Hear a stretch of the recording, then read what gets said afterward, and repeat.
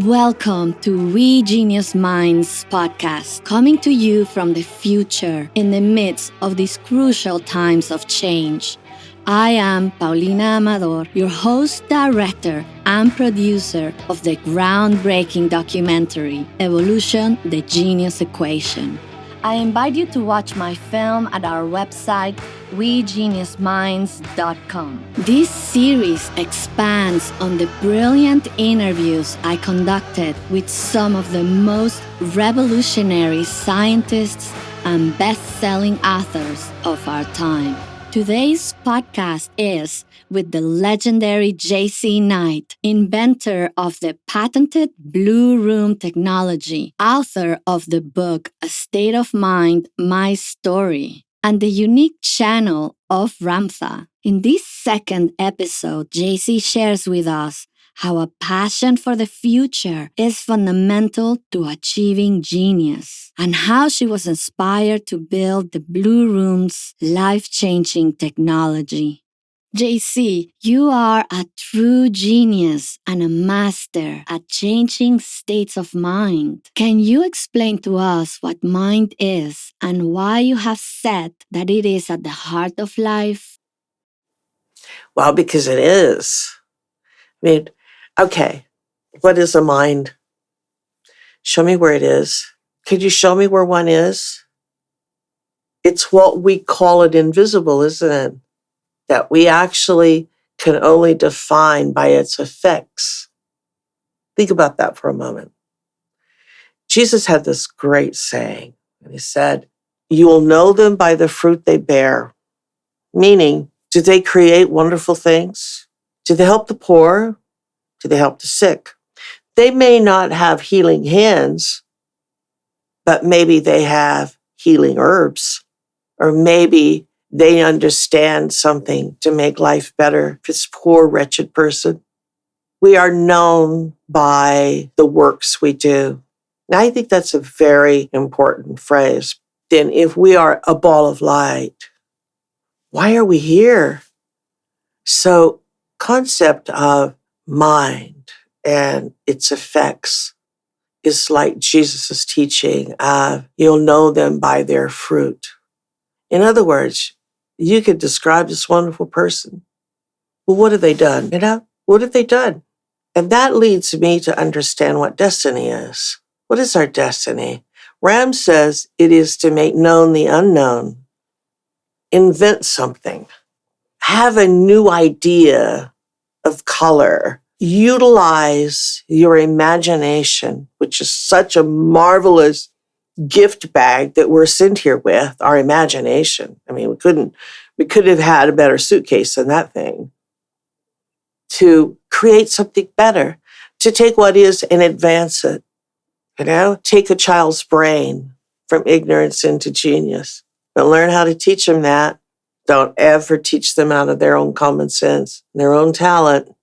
Don't ever do that, because those are hard-earned concepts from other lives that they bring with them.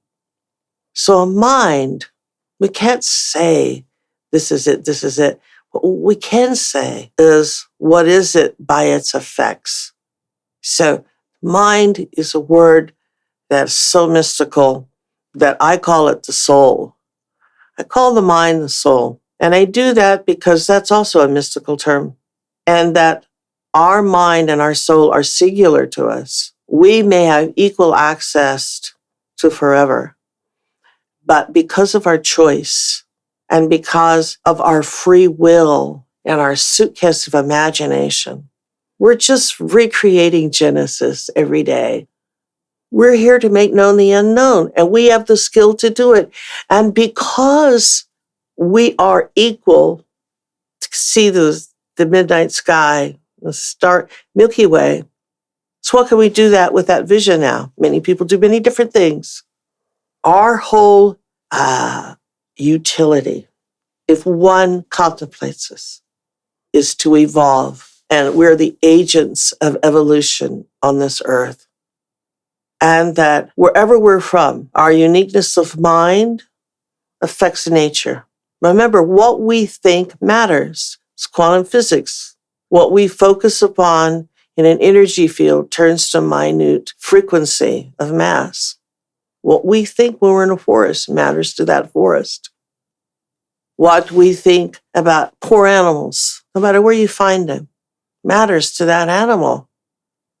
That reality is working for them. Now, if we could harness this with the box or suitcase of our imagination and go to work, we could create, with this toolbox and the power of our mind, whole realities for the Indian subcontinent, for Africa, for the Eskimos, for the homeless people in LA, when we understand that.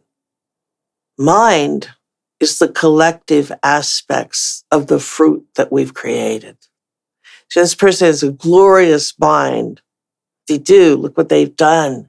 Look what their contribution is. Look what they didn't contribute, but what have they quietly written? What did they change on something? You know? It isn't a race to excellence. We achieve it, we know when we have. When Ram tells us that our life's a gift, to be here working on Genesis, making known the unknown, stamping our mind in the environment, it's we who get to decide, this is good, I'll rest now on the seventh day. You've said that the fundamentals of genius are a passion for the future and ambition for understanding. Boy, what a great statement. Who is it jazzed about the future? My new ponderance every day, because I create my day. I mean, I've already healed like 3 major things in my body. I still have, a few to go, but every once in a while, I need to change up the program. My saying is, I have all ambition for future now. My ambition. It's a greedy word. She's ambitious. Yeah, of course I am. He's just an ambitious twit or whatever. It's like it's some bad thing. But if that is the modus operandi, the gear shift of your engine, and you're going through those gears of ambition, where are you going? I'm going to the future. Every day, just to change up on working on the body, I remind myself that I have that ambition. Ambition is, it's what gets us up in the morning. Ambition is when we buy a new dress and we can't wait to try it on because we're going somewhere. I mean, which is the most ambitious act? Going somewhere or shopping? I take shopping any day. Going somewhere is to show off what I got in shopping, right? So really, the ambition is the shopping. Forget about wherever I go. That was the funnest part. Without ambition, we have no modality. We have we don't have any wind in our sails. We just bump up around the pier and that's it. We never really go out anywhere. Whether it's an imagination, whether it is through reading, whether it is physically getting on a plane and going somewhere, or just hiking somewhere. You have to have ambition to get out of bed. And ambition is a point of focus. So I like to think about that card on the field. I was very ambitious about it, being Saint Germain, and I'm looking at this pyramid and the water comes out and the wind's whipping this thing. I mean, I just went there. I mean, it just happened. That's an ambition. When you have, for the teachings, for example, you have for creating your day, if you don't have ambition, you have milquetoast, you wasted your time. Don't even get out of bed. If you're planning for the next 2 weeks and you and your friends are going to go somewhere, or you and your honey are going to go somewhere, your family, whatever, without real ambition, there is no creativity that falls from that. You just become dead weight at a time you feel like you have to go. I think that ambition is just the real raucousness of free will. I think it's what tells us we're alive. Let's see, how simply can we see this? You're shown 10 places you could possibly go. You're shown 10 outfits that you could wear. Which is the one that grabs your attention? That is ambition, because you picked it out of 9 other competitors. You picked out a place out of 9 other options. That's ambition. And see, when you have people that are milquetoast, they're mealy mouthed, they're kind of, well, I don't know, and I don't know. Gee, I don't know if I'm going to focus today or not. Those kinds of people, they don't get anywhere in life. And the overly braggarts about ambition, they don't get anywhere in life either. It's a doing. If your biggest ambition is to get off the couch and go to the kitchen and you do that, that was an ambitious moment. Not many people understand the true meaning of ambition in the way you just described it. It's mind-opening to understand it differently and its potentials in its application in our life. Do you understand? It's life. It's vitality.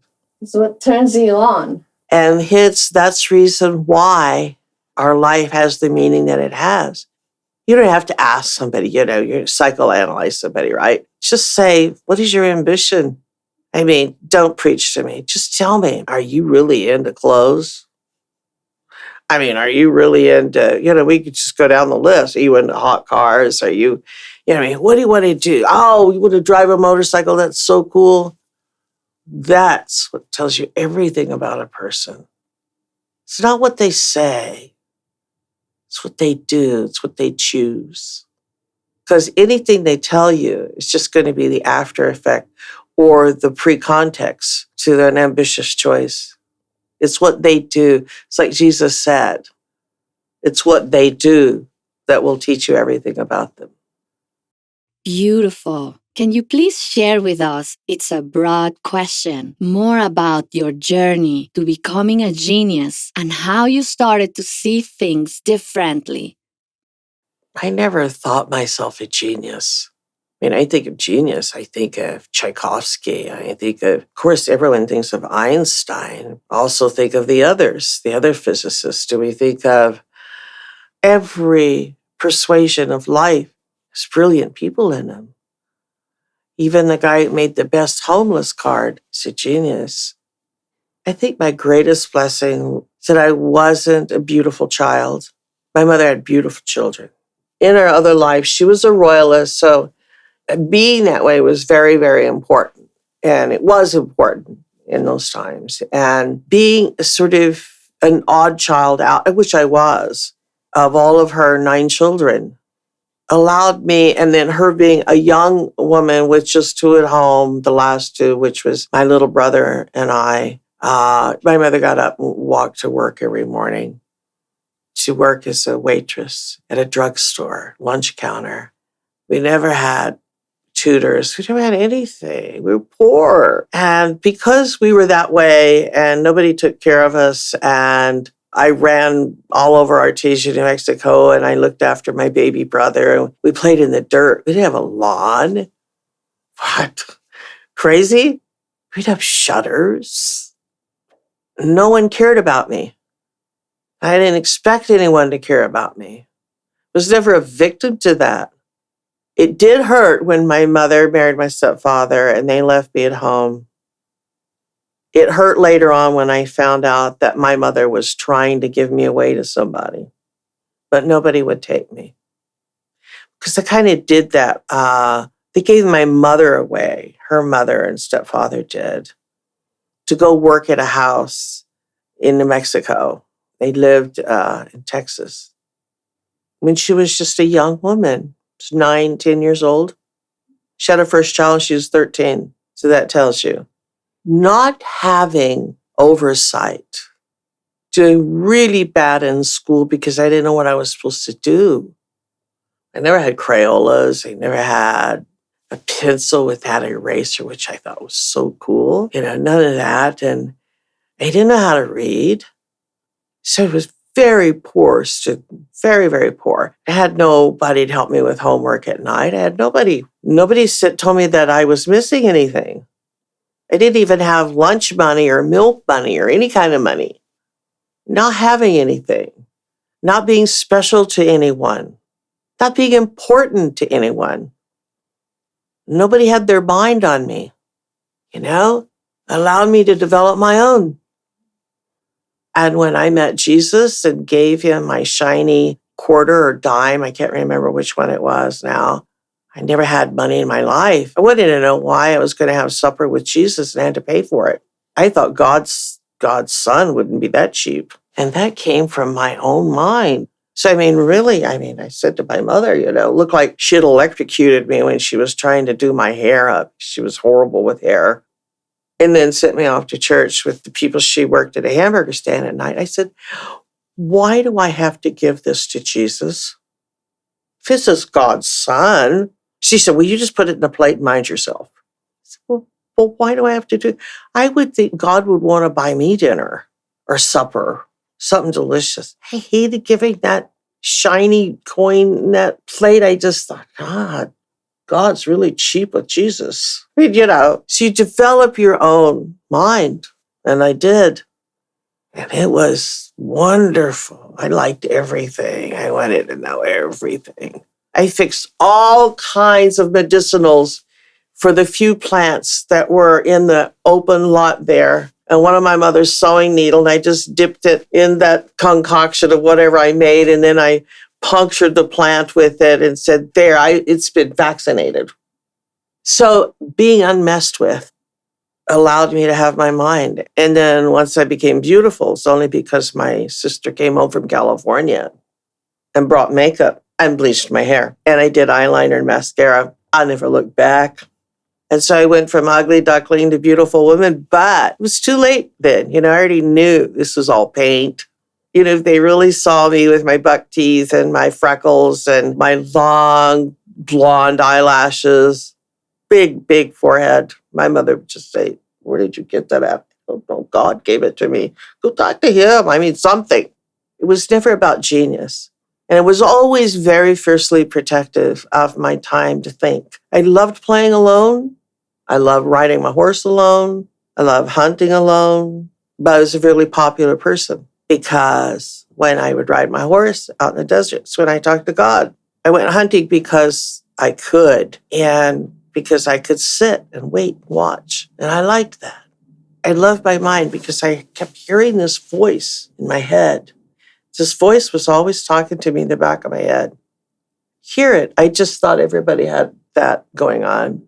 It's sort of like you're in college and you're going to a lecture and you're sitting in an amphitheater and the professor's giving this lecture and it's really good. Then I'd ask my mother, what is this word? And she'd say, well, what word? And I said, well, this word. And I'd tell her the word. She didn't know what it was. So my mother bought me a dictionary this big.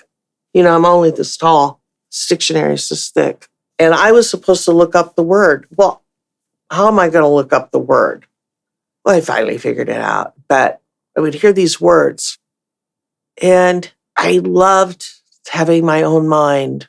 I loved my own thought. And I loved listening to this teacher. Far more interesting than any teacher I had in school. And I'd see things. We have a lot of great abilities. Everybody has the ability because they have peripheral vision to see beings in a different dimension standing right beside them or lights flying around the room. Everybody does.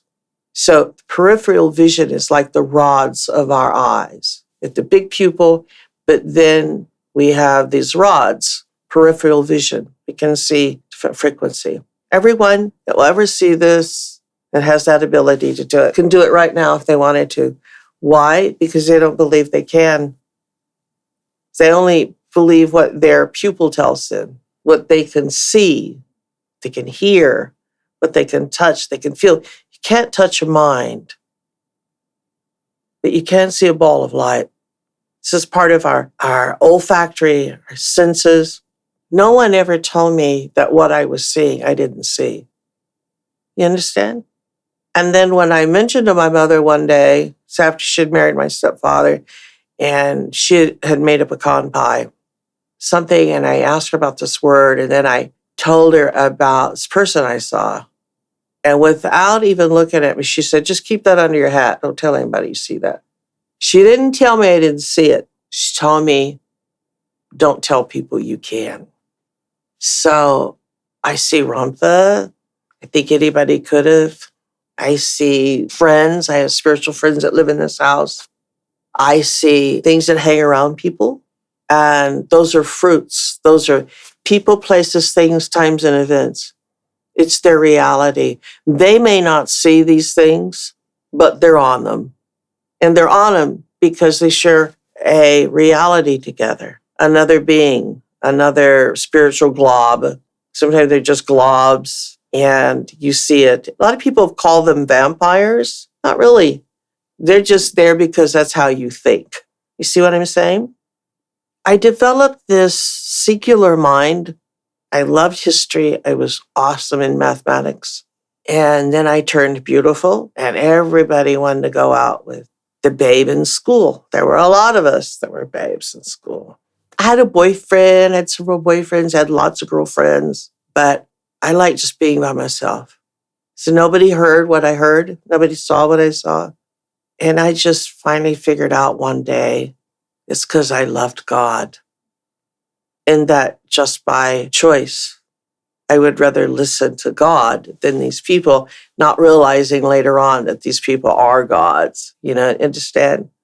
Rather to whatever my connection was. And so what I did is that I taught myself everything. There were libraries everywhere. We didn't have an internet.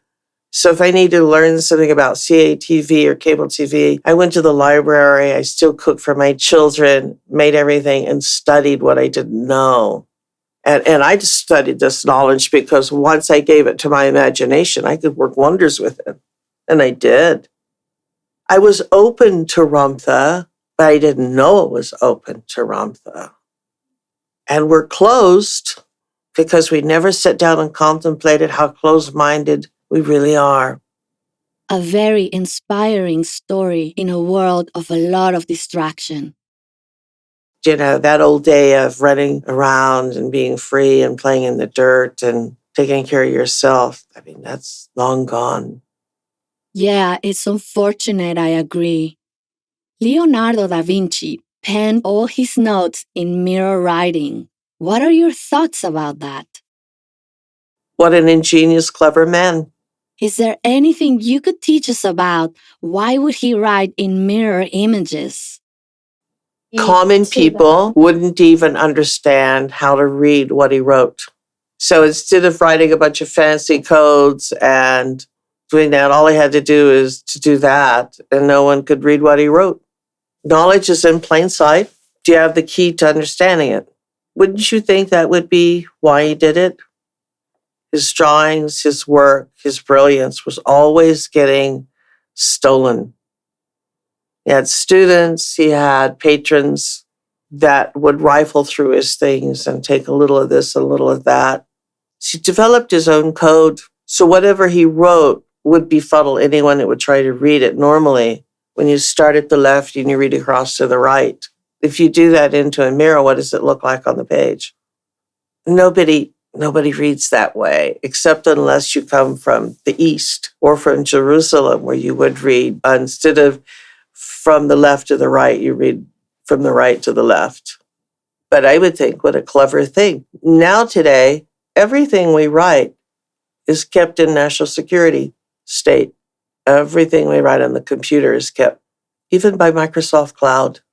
Now we have to figure out how we could create something without the mama state knowing what we're doing. If only we were as brilliant as Leonardo da Vinci. Very mystical. We know that a mirror is simply glass, that the back has been painted silver, right? And so that reflective quality for the spiritual world or dimension that finds no barrier in moving in and out of, that a mirror actually becomes the perfect portal in one's mind in which to see what they look like, check how they're doing, and to glance off in the mirror. It's almost to make sure we're still intact. Isn't it odd? Why else would you just mirror glance all day about yourself? You're checking, not how you look, something deeper to that. So when we talk about like Alice through the looking glass, that whole concept of going through the looking glass and somebody else looking back at you, the mirror provides a dimension, though it's just reflective quality, that spirits move in and out of it really easily because it's a place they could come in and out of. because they can see both sides of reality. They're not just random. They appear in the corner of your bedroom. They come out of something. They can come right through your roof or your window. But on a dimension, when you're looking at a mirror that reflects back to you where you're at, something else can appear in that mirror because it's the one place you always look all the time. You look in your mirror more than you look at anything else. So why shouldn't something appear in your mirror that you would actually see? So it becomes a portal. Now remember, anything beyond matter, our mind can move through the mirror. Our spiritual, our ball of light can move through the mirror. Our hand can't because we're vibrating at the same rate of speed. But what it does is the mirror, let's just say that this is a round or an oblong mirror, provides the one place we're always looking at. And that's the one place things are going to appear because you're looking at them and something else is looking at you. Alice, through the looking glass, saw a whole other world that was shown to her. She got to go to it and have the big adventure. I saw Ramtha in a mirror once, the room that we did the last interviews with. I mean, there have been so many people walk out of the mirrored wall in there while people have been in there and seen them. You don't have to be a psychic. I mean, you just have to know that this reflection of yours, who's watching you? For some, it's an easy passage. It's a compass. When Ramtha teaches you to do mirror work, that's because you get to see the unseen manifesting through the mirror. That is marvelous. How is it that DNA begins as a quantum wave and not as a molecule? Because DNA is the pattern of the past, present, and future in building a molecule. It's a little tiny engine that can redesign the molecule around it 1 trillion times in one lifetime. Whereas if we had a molecule, where would the engine be, or the element, or the patterns for their change, its change? Where would those be? On the receptor sites for proteins and elements? And no, where would it be? The seed of life, the light that we are, can be as tiny as the head of a pin. Maybe it's not a big world we go into. Maybe it's a tiny world we go back to. The pattern of DNA is in every seed of every plant, knows how to reproduce itself, of every animal. We, in our day-to-day, day in and day out life, through our attitudes and our choices and free will, we code that, what's called the soul. DNA becomes coded by our life existence. That's the book of life. And so that seed is passed on so that the next ball of light that inhabits the child that we create, this will be a Maserati instead of a Volkswagen. Do you understand? So in other words, our occupancy of beingness in this world depends upon a body that is made of this world, and we're endeavoring to make the greatest body possible. And so every lifetime, just like every animal works, every creature works to take care of its young.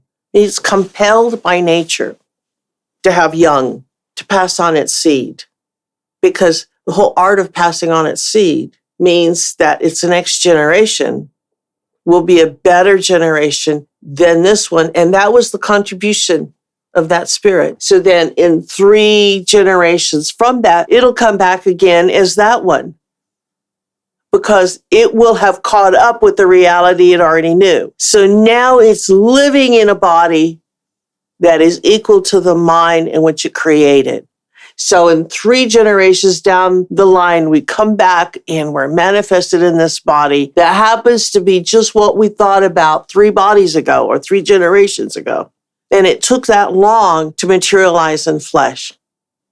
It's just why I think it's so beautiful that some people that they're born in one generation and they go back and look at their genealogy, they look identical 500 years ago to their, wood carving of their aunt or their uncle. And they go, my God, this looks like me. Well, it probably was you. And it took that long for your thoughts to manifest in DNA running the gamut. So what we're doing is we're making better models for ourselves, for anyone. And then you have to be frequency specific with it. Well, how frequency specific can you get when it was your idea 3 generations earlier? I always said that, you want God to forgive you and you need redemption. I believe in redemption. I subscribe. I live redemption. So the way the church has molded that, it's exactly the way I think redemption is in the bigger picture. Redemption is DNA.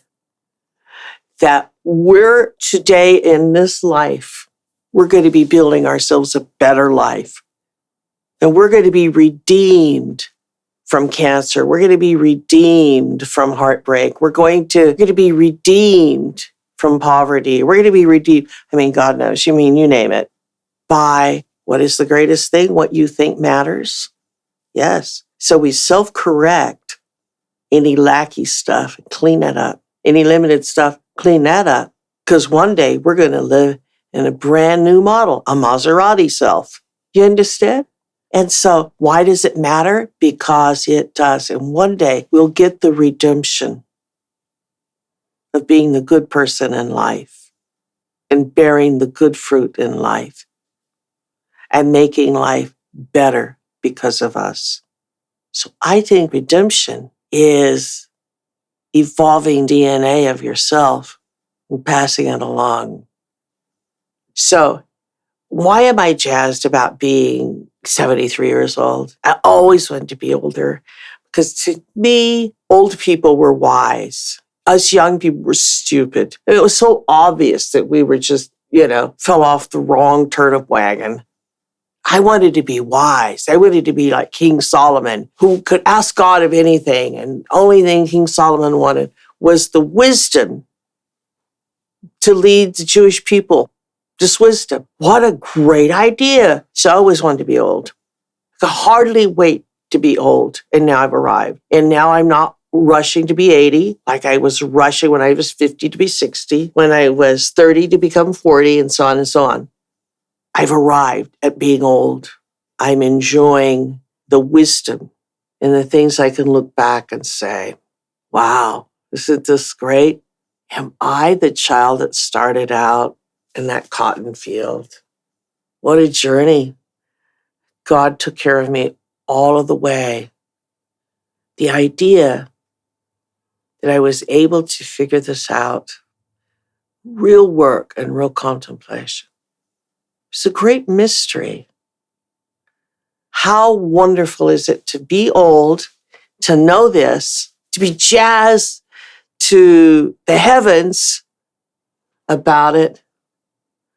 And my line dies with my children, Brandy and Chris. They don't have any children. But it won't die with me. And that I know that I'll transcend and go wherever I go, but that when I come back, I'll come back to a mind like mine, except evolved, and a body like mine, except evolved. You see, my body was carved by Ramtha to be exactly the woman talking about God instead of some overstuffed man, or he did a perfect choice. Just as long as it's for the first time a woman standing up and bringing it. And I mean bringing it. And stand up against tragedy and all the things. I'm not being burned at the stake, but I was socially. And I was in my reputation. I was trumped in a big way because it was the church and the politicians that went after me. Because you see, they have to keep that power inside of their cathedrals. I lived through all of that. And I can see lifetimes down the road. I can see lifetimes on another planet. I can see lifetimes as growing up as one of the fleet commanders on a great ship. I mean, this is where my mind isn't fighting Mr. Wonderful, it's fighting Mr. Wonderful. The wonderful. I mean, who lives up to that? We want to go find Mr. Wonderful. The eye of God, fly a ship through that baby. Just meet all these lovely beings and then traverse the dimensions and see if we shrink, we grow, what happens to us. Because we, at the heart of this reality, are indestructible. You may kill my body. It may get sick. It may get old and shriveled up and become not at least lovely to look at. I'll never age. I'm only wiser. I am building a rainbow mind. Marvelous things. Am I afraid of death? Not on your life. No. I love my body because it served me so well. It served 2 different DNAs. It moved mountains. It healed sick. It sent runners to glorious things. What is not to be happy about that? Just think, what if I was on a ship going through the eye of God, that galaxy, and seeing it? What if that is what I'm staring at? The whole dreams of Mother and Mr. Wonderful and being femme fatale, beautiful, whatever.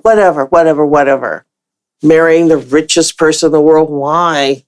I just expect more of you. I mean, you're just a piece of meat being sold. Freedom is such to have the freedom of mind and not to have to prostitute yourself for it.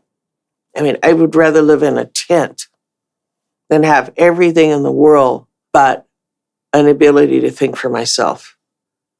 Nobody can take that from me. And so with that, the idea that of transcending the little woman, our little woman roles, I mean, we're women beyond the man-woman relationship thing. Man, I want a relationship with the future. Man, that's where my ambition is. I want to ride the craft. I want to go. The world's unknown. I want to go in dimensions. I want to sit with little people. That's so much better than making a chocolate pie. Isn't it? So much better. Why can't life be an adventure? And then one day, it's not that we are he or she, but we are.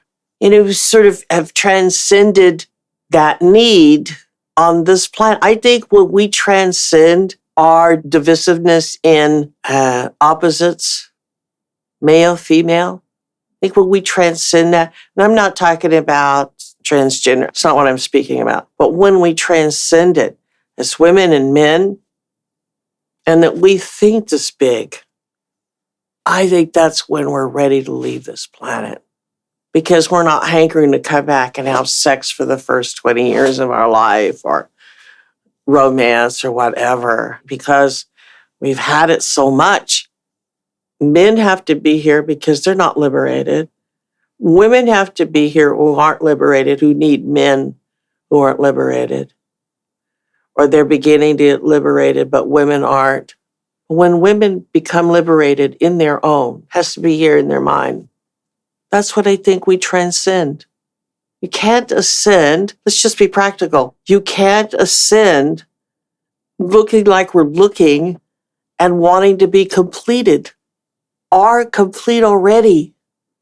It's just, when do we know that? And so when we do, then we've evolved out of this being into a new kind of being. It's you say, well, what replaces romance?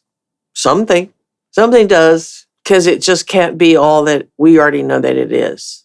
It's too limited. The cost of it's too high. Something does. And shouldn't that be a part of the unknown? Of course. When I got free completely and forgave myself of needing somebody, it's the happiest day in my life. We would travel together and I would say, I can't wait to go home to my happy home. Because there was no man waiting, just my dogs and all the lovely people that work here. It's just perfect. My world was perfect. Still is to this day. Ramtha spoke about the spirit being the source of genius. Can you please share with us your experience and understanding? Well, without the spirit, where is genius in the brain? When the brain is inanimate, it's on life support. What makes us alive? What makes the brain alive? What makes the body alive? Us. So spirit, genius, is consciousness in the thought. Both of those are electrical frequencies. If your spirit is a ball of light, Well, if you take it away, have you ever seen someone die? So how did they look when they died? Did they look the same? Did the body look the same? Well, what left? The spirit. Yes. So that thing that's laying there, is it a genius? The body that's left, is that a genius? So then what is the bringer of genius? Creator of life, the spirit. When everyone talks about, they go through the tunnel, and then when they finally stay, because you sometimes have to be forced back, like I had a jackboot in the middle of my back, forcing me through a screen door to come back. When Ramtha says it's important you forgive yourself, you got to forgive yourself and then self-correct, right? Not only is that cleaning up the reality that can allow what you want to have happen, because you don't realize you're the one standing in the way of the reality through your own mind. When we are free on the other side from incarnation is when we know it. And we have no hankerings, no lacks, no nothing, because we are a being of light. And there's this other light that's waiting for us. And there is no love in this world that is like that light. None. None. The words are impoverished, to say the least, to describe it. When you return to it, that's what returning home is. You're returning from whence you came. The glory of light. The light that was before the cosmoses were created. We're going home. And there are a few beings that they just want to go home and stay, maybe for trillions of years. To them, could have been an afternoon. Then there's others who know they have to return. They're now going through that DNA. They're going to come back in the DNA they didn't resolve with their mind when they were alive. The good, the bad, and the ugly. So they're going to be born with a lot of adversity, prejudice, guilt, hatred, love, neediness, happiness, joy. They have to come back because they haven't finished out their business. So they come back and they're reincarnated in the next body up. So they have to live that life. They have to resolve their emotional issues, put them to rest with love and kindness, and above all, with knowledge. And then live the life out to create the new strands of DNA that contain wisdom. And then your work is done. So the body can be taken? Fine. We aren't our body. We're just using it in our time. We're just now addressing religion. We're just now addressing equality. We're just really now addressing things we never addressed before. Growing up, there are some of us who do come back, and we all never die. No, body does, but that's like clipping your fingernails. That's what's left. You invented the magnificent Blu Room, a patented technology enhanced by narrowband UVB light. Can you please tell us how the idea came to you? Well, just remember, I created the Blu Room, filed for my patent when I was 70. So it just shows you that when you become going into your dotage, your mind is still pretty awesome. If you just take it out of the corral that it's in, people grow older and they sort of find their little corral and they kind of stay in it. They don't just cast it out to the wind and say, I'm going to do something different today. I'm going to study something different today. Their mind just sort of stays defined. When you leave your body, sometimes you're aware, and by grace of God, you have memory. For me, it's sort of like, I was out of my body, I was up on the ceiling, or I saw Ramtha in the room upstairs. And then I don't remember going anywhere. I don't remember driving to the next dimension or flying there or anything, just there. And in this one place for years, I remember, particularly in the 90s, is when I started remembering this place. I don't know if I'm on a planet like Earth, I'm somewhere, but the light around this planet or in the atmosphere is all blue. Beautiful. Because, I mean, you can look up at the sky and see other planets. You know, for a long time, I thought, oh my God, I'm on the Seven Sisters, you know, the Pleiades. This must be where I'm at. I don't know. The moment that I'm there, I've always been there. It's like, you know, I walked out of wherever I was at and took a break and I'm going back. Even though me going there, what I would think would have been the first time, I don't know how often I've been there, would have been the first time, but when I'm there, I've always been there. In this place, it's the most beautiful, beautiful atmosphere. Meaning you can see like this beautiful sort of pink, lavender blaze, you know, off near the horizon. The beings that are there are all blue. In my brain, what I've downloaded is that these beings, everybody's big. I know everybody. I've known them forever. I know that when I look at them. And they're everywhere. These beings are everywhere. There's a lot going on. Kind of looks like a cave, kind of isn't. It's kind of like this huge round building. But sometimes when you think it's a cave, suddenly you're looking at a cave. And I started wondering when I reappeared once there, where's this light coming from? I didn't see a blue sun in the sky.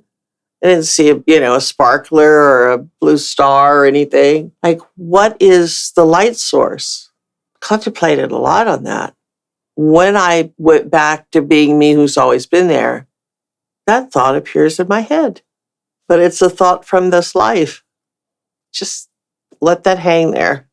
So I'm going, well, everything around here is alive. Everything emanates it. It is not just an ambient light, but it's the light in the atmosphere where we are, what we are. You know, you're always equal to your environment. Otherwise, we end up wearing spacesuits, you know, to visit the moon, or if you go out in space with your own body, you have to put it in a suit. In an evolved life, we understand. And by the way, our government already has the cylinder to go dimensional. It already can. In other words, it can send its space people into that blue realm and they become blue people, and they've always lived there. I know. This is a puzzle, okay? So our government and Space Force has been going on for a long time. They have this technology. So sometimes when you're there, we do know that we had a life on Earth. It seemed like it was centuries ago, but it was just a moment ago when I appeared there. And I carried a thought with me that appeared in my brain there. Isn't that cool? So I'm thinking about this light source. It just emanates from everything. And I come to the conclusion that it's coming off of the beings of which one of them is me. I've never seen myself in the mirror, but I like what I am, whatever I am. And so when I realized that here, I went, I'm having this contemplation and about this place, and I'm trying to reach the chasm of this dimensional existence I have somewhere else. When at some point during my going and coming back, they gave me a design to make, and it came from them. And they knew that I was here or they were here, I don't know. So they gave me this design, the octagon shape. They said, and this is how you build it, blah, blah, blah. Sort of like God gave, the ark business, except mine's just a little blue room. And this is what's missing, because the moment you go into a blue room, the UVB light is replacing what's aging in your body and going out. In other words, it's a refueling to take in light again that gives the body vitality. It's what your mind does. It's what the ball of light in you does. And as you grow older, that signal gets less and less and less, and DNA stops producing cellular content.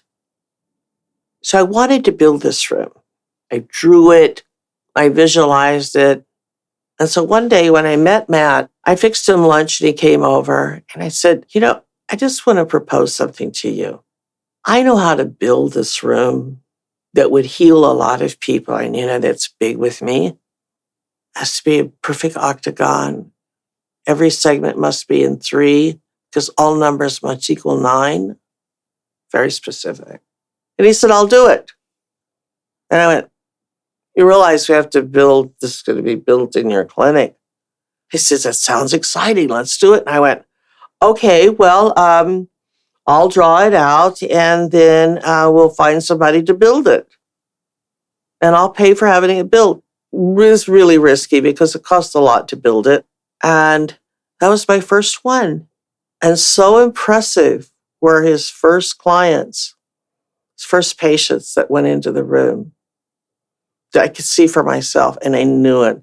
And when I went in, it rocked my world because this is, can I absorb this blue planet light?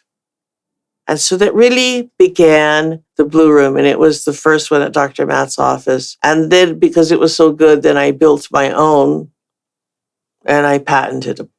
So since then, we've gotten 140,000 sessions around the world and a lot of testimonials. That's how my Blu Room got started. And there's 38 of them. There's 10 in production. There's another 10, 15 that are NDAers waiting to decide what they want to do. And we're getting them everywhere. So you feel really jazzed about it because it really did come from heaven.